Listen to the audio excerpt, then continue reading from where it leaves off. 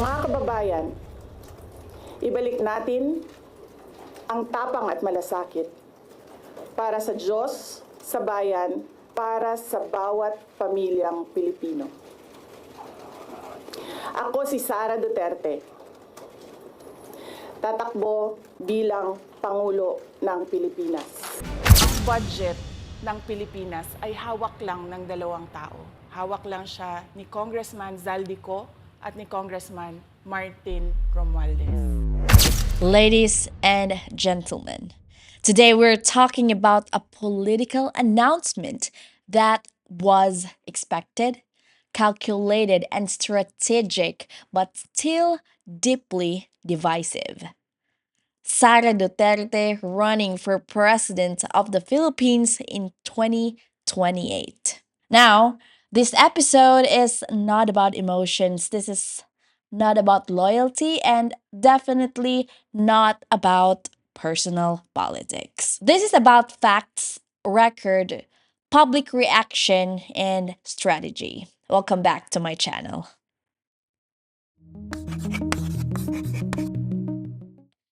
Now, Sara Duterte is not just another candidate, okay? She is the sitting vice president, a former multi term mayor of Davao City, the daughter of former President Rodrigo Duterte.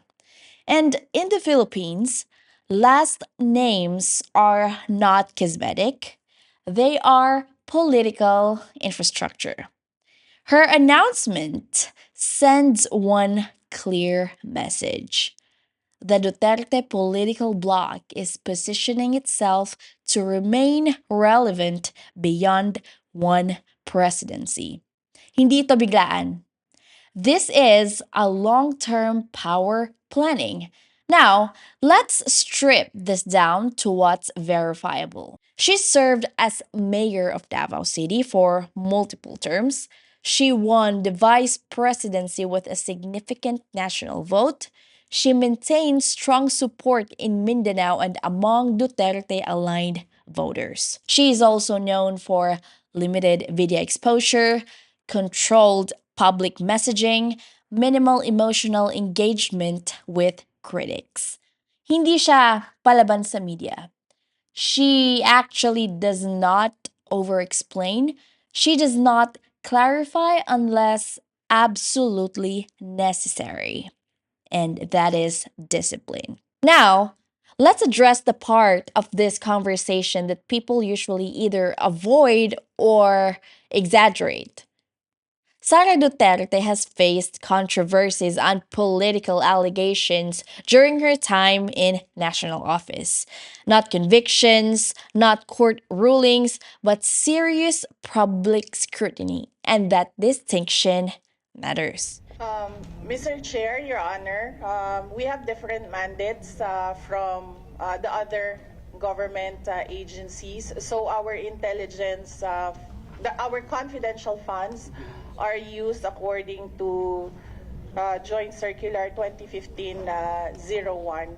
And whatever we gather from our confidential funds and surveillance, we share it with mainly the armed forces of the Philippines and the Philippine National Police, as well as they share as well intelligence information that they gather, which are not included in our database. Office of the Vice President can only propose the use of confidential funds based on Joint Circular 2015-01, but we leave it to the decision and discretion of the members of Congress who has the power of the purse to decide whether to grant confidential funds to our office. We can only propose, but we are not insisting. We can live without confidential funds. But of course, our work will be much easier if we have the flexibility of confidential funds in monitoring the safe, secure, and successful implementations of the programs, projects, and activities of the Office of the Vice President. Thank you. I'm going to lay this out clearly, okay? First, the confidential funds issue. As vice president, questions were raised by lawmakers and watchdog groups. regarding the amount of confidential and intelligent funds requested and how quickly those funds were approved, and the lack of detailed public disclosure. Ang tanong ng kritiko ay, pera ng bayan to, dapat may malinaw na paliwanag. Her response was consistent and restrained. She denied any misuse of funds. She stated that the funds were legal, emphasized that confidential funds by nature cannot be really disclosed publicly. She did not hold repeated press briefings. She did not argue in public forums. She allowed the issue to move through institutional channels. However, supporters say that that's discipline. Hindi lahat kailangan ipaliwanag sa media. Meanwhile, the critics say public funds still require transparency. Both interpreters exist, and there has been no final legal ruling declaring wrongdoing. Sa DepEd muna tayo. Sa Department of Education, ang budget ng Pilipinas ay hawak lang ng dalawang tao. Hawak lang siya ni Congressman Zaldico at ni Congressman Martin Romualdez.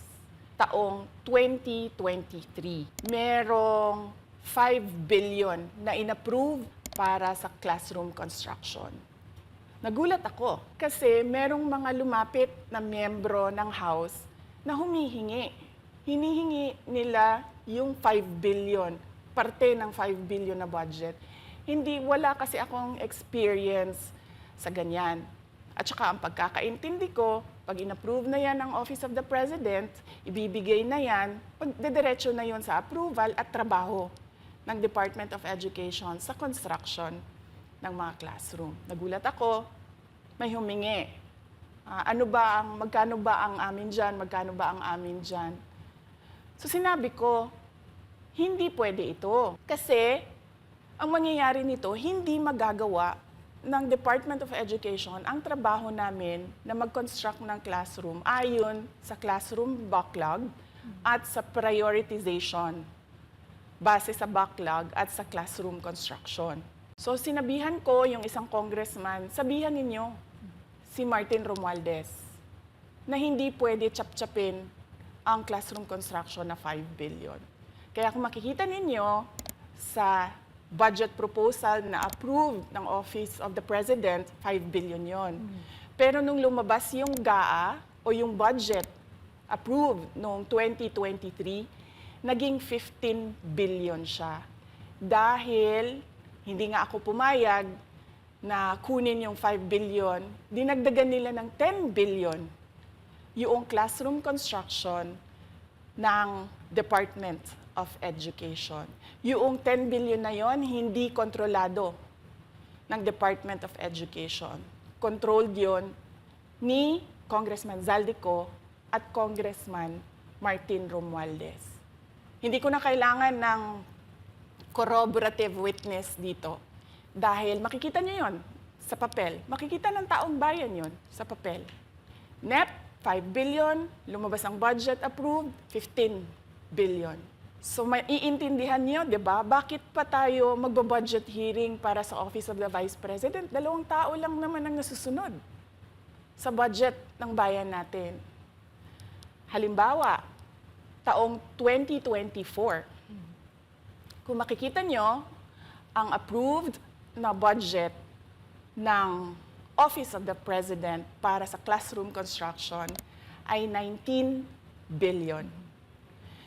Noong lumabas na ang House version ng Appropriations Bill, ay naging 24 billion ito.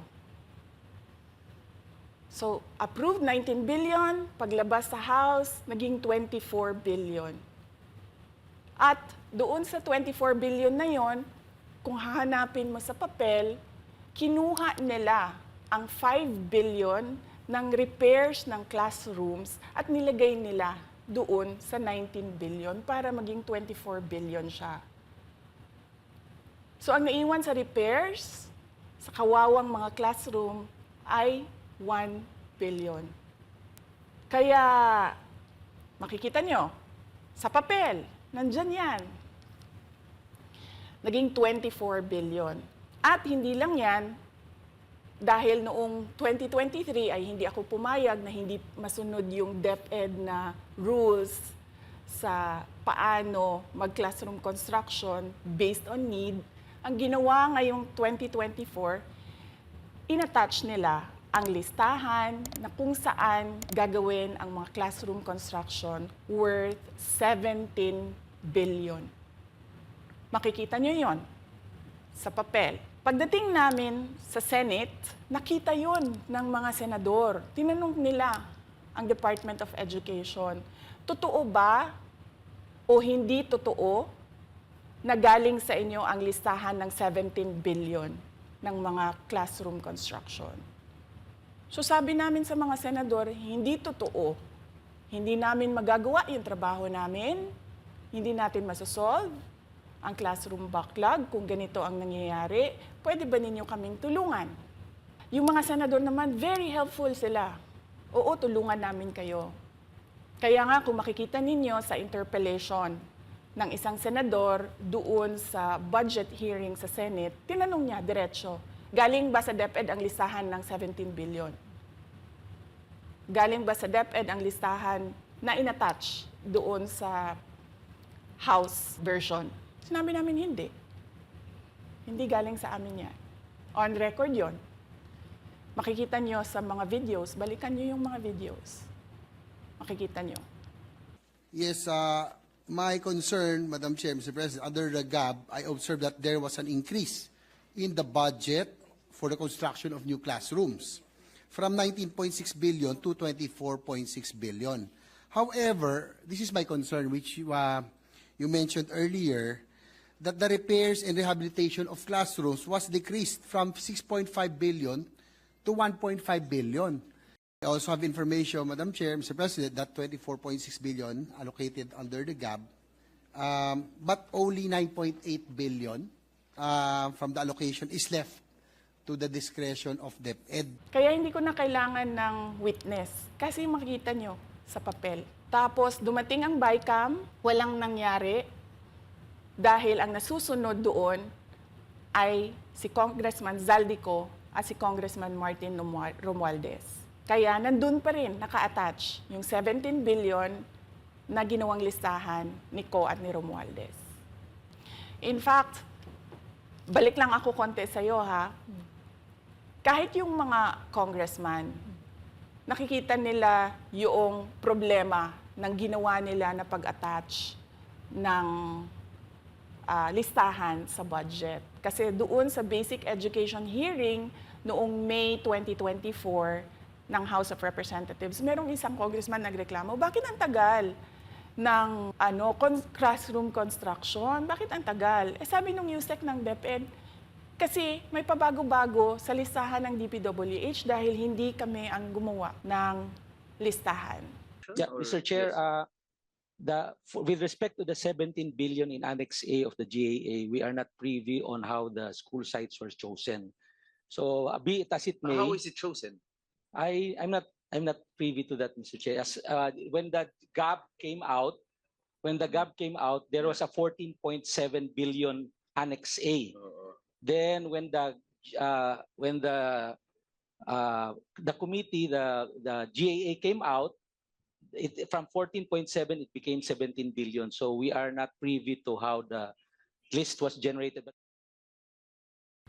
So dagdag ko lang yan doon sa confirmation na kinuha nila yung budget ng DepEd at isa yan sa mga rason kung bakit ako nag-resign sa Department of Education.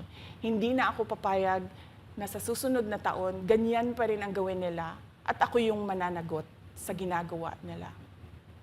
Kaya yan yung sinasabi ko, bakit pa tayo mag-question and answer dito para atakihin niyo ako? Ang masusunod lang naman sa budget, 2 tao lang. And now, let's talk about the Department of Education because this one matters to ordinary Filipinos. Sara Duterte also served as Secretary of the Department of Education. During her tenure, concerns were raised by some lawmakers, educators, and civil society groups regarding how DepEd funds were allocated, whether spending priorities matched urgent classroom needs and management decisions within the department. May mga nagsabi, bakit ganito ang priorities kung kulang pa rin ang classrooms, teachers, and materials? Again, and this is important, these were policy and governance concerns. Those are not criminal findings. Her response followed the same pattern. She rejected claims of fund misuse.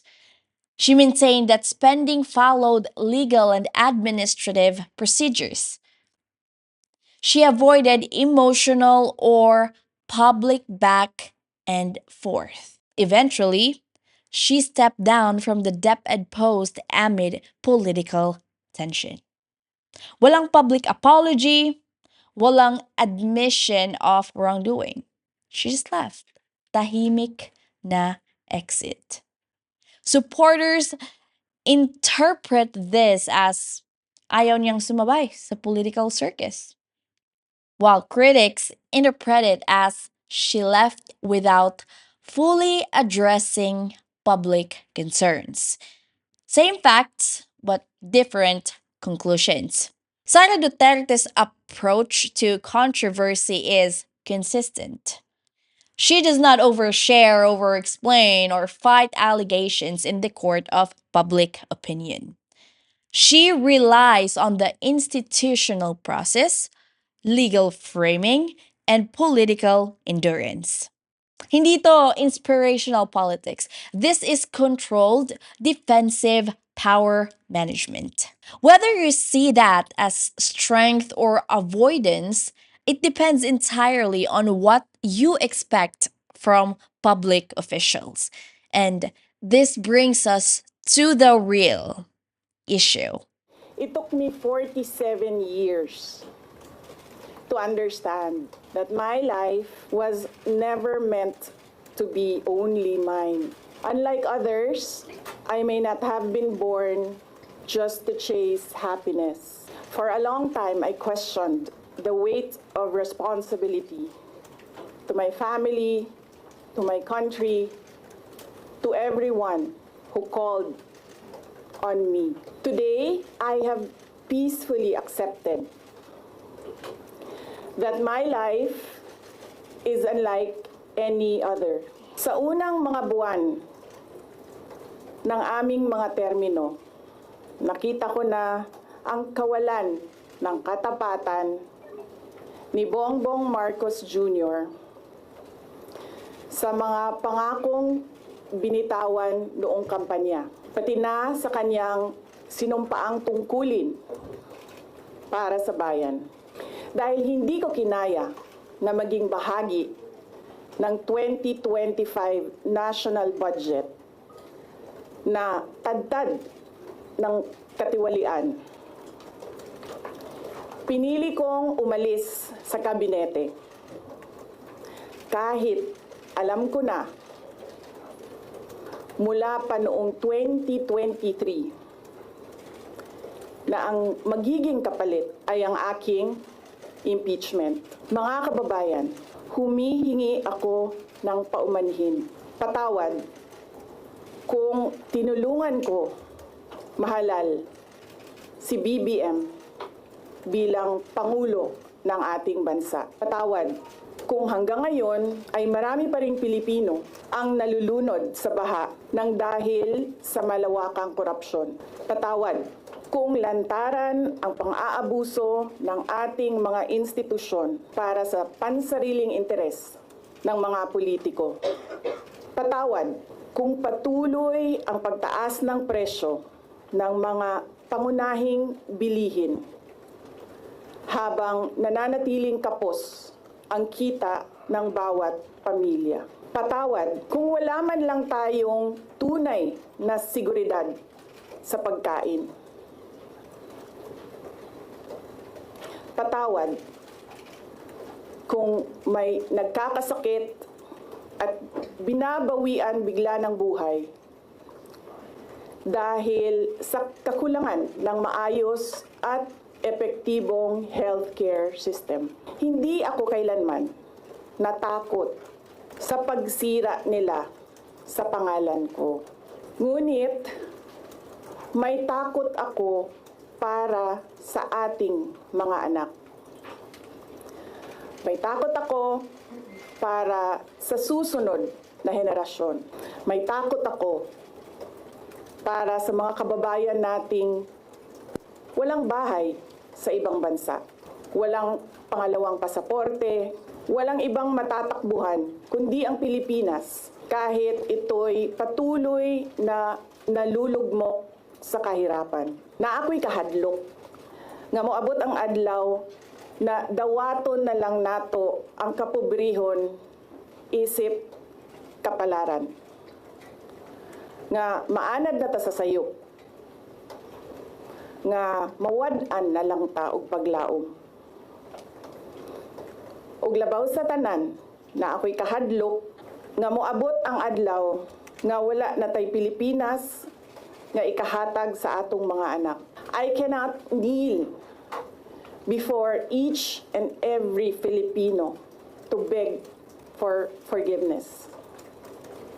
Instead, I offer my life, my strength, and my future in the service of our nation. Mga kababayan, ibalik natin ang tapang at malasakit para sa Diyos, sa bayan, para sa bawat pamilyang Pilipino. Ako si Sara Duterte, tatakbo bilang Pangulo ng Pilipinas. Shukran. Sara Duterte is not positioning herself as a reformer. She is positioning herself as stability candidate. So now that we've laid out the facts, the question becomes, how do Filipinos actually respond to this kind of leadership? Now, Sara Duterte does not operate in a vacuum. Her political identity is inseparable from her father's presidency. Rodrigo Duterte's record is polarizing. Strong approval among supporters. Who value order and decisiveness sustain criticism over human rights and international relations. Sara Duterte inherits a loyal base, a recognizable brand, and unresolved political baggage. Hindi mo pwedeng kunin ang isa nang wala ang isa. Voters know this. This is her political strategy. Let's be very clear about this. What we're seeing from Sara Duterte is not emotional politics and it is not impulsive decision making. This announcement was calculated, it's timed and deliberate. Ang goal dito ay maagang iposisyon ang sarili bilang isang seryosong contender, even years before the actual election. By doing this early, she sends a signal not just to voters, but to political elites and potential rivals that she is already in the race and that she expects to be taken seriously. Na parang sinasabi niya, nandito ako, umpisahan na natin. Another key part of the strategy is message restraint. She does not talk often, she don't over-explain, and she does not engage in daily political arguments. Sa isang environment kung saan maraming politiko ang nadadapa dahil sa sariling salita, silence becomes a form of risk management. Fewer interviews mean fewer sound bites. Fewer sound bites means fewer mistakes. This is not inspirational politics again, but it is disciplined politics. And discipline matters when you are playing a long game. She's also clearly relying on brand strength rather than detailed messaging at this stage. Hindi pa siya naglalatag ng kumpletong platform at hindi rin siya nagmamadaling magbigay ng specifics. And that's intentional. The Duterte name already carries meaning for a large portion of the electorate, and she is following that name. Recognition to the heavy lifting for now. Sa madaling salita, ginagamit muna ang political capital habang hindi pa kailangan ilabas ang lahat ng baraha. Finally, time itself is part of the strategy. By announcing early and then staying relatively quiet, she allows controversies to cool down and public attention to shift. Hindi siya nakikipagsabayan sa issue cycle. She waits. And this is political endurance, not charisma. High discipline, high risk, and potentially high reward. Kung gagana ito o hindi, nakakadepende na ito. Hindi lang sa kanya, kundi sa kung anong klase ng liderato ang hinahanap ng mga botante. Now, here's the part of the conversation that people usually don't like hearing, but it needs to be said clearly. The candidacy of Sara Duterte is not the root problem, okay? It's not even the most important issue in this entire discussion. The real issue is the standard that Filipino voters consistently use when deciding who deserves power.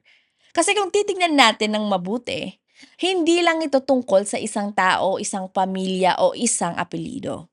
This is about voter behavior. Every action, every election cycle, we say we want change, right? Reform and better leadership.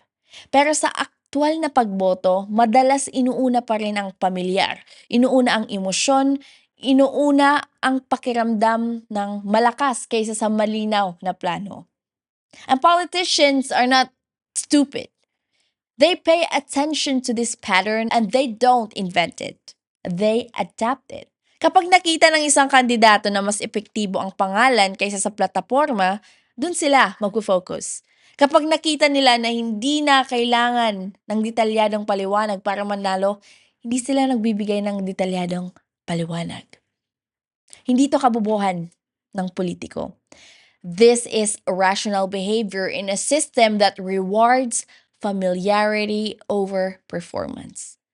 At hanggat ganito ang sistema, ganito rin ang klase ng kandidato na lalabas. This is why the conversation should not start with, is she good or bad? The better question is, ano ba ang hinihingi natin sa isang leader? Kasi kung sapat na ang apelido, sapat na ang image, at sapat na ang loyalty, then we should stop pretending to be surprised when dynasties continue to dominate. Democracy does not collapse overnight. It weakens slowly when voters stop demanding more. So when people argue endlessly about whether Sara Duterte deserves to run, they're actually missing the bigger picture. She's simply operating within the rules that voters have tolerated for decades. And until those rules change, until accountability becomes non negotiable, and until performance matters more than legacy, candidates like her will always have a clear path forward. And that's not an option. That's a pattern, and patterns don't lie. All right, guys, so that's it for today. Drop your comments and thoughts about this. Thanks for watching, and I'll see you tomorrow. Bye.